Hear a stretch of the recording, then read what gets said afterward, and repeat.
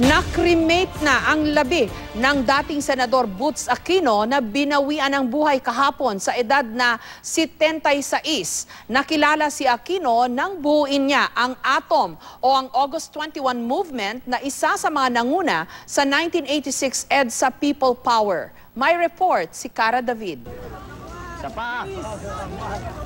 Naging pamilyar na mukha siya sa kalsada, sa larangan ng politika at maging sa pelikula.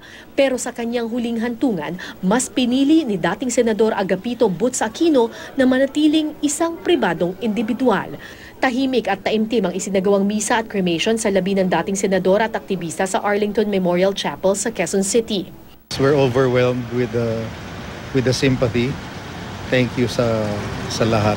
And I guess one of the things we all learned from him is love for country talaga. Nagpasalamat naman ang kanyang asawang si Popsy sa lahat ng mga nakiramay at nagpakita ng pagmamahal sa kanyang kabiyak. Butch was really very, very loved, and he was appreciated because he was a very good person and he helped so many.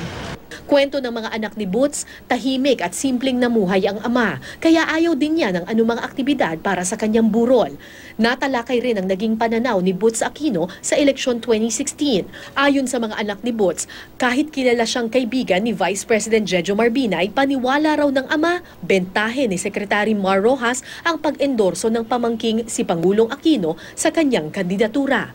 Sabi nga niya, o sige, mag-bet tayo, tataas yung survey results ni Mar. It will be more than double. Sana whoever leads the country next, sana they learn from his legacy. Yun. So he loved the Filipino people, he loved the country. Nakilala si Butz Aquino nang buuin niya ang ATOM o August 21 movement na isa sa mga nanguna ng EDSA People Power Revolution. Cara David, GMA News.